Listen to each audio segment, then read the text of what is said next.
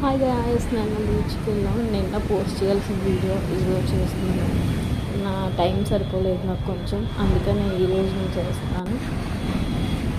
ఏదో బీచ్ చూడాలనిపించింది. నేను నా ఫ్రెండ్ తేజు వెళ్ళాం అనమాట.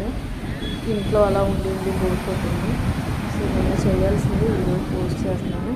ఈరోజు వీడియో కూడా చేస్తాను. Bye guys.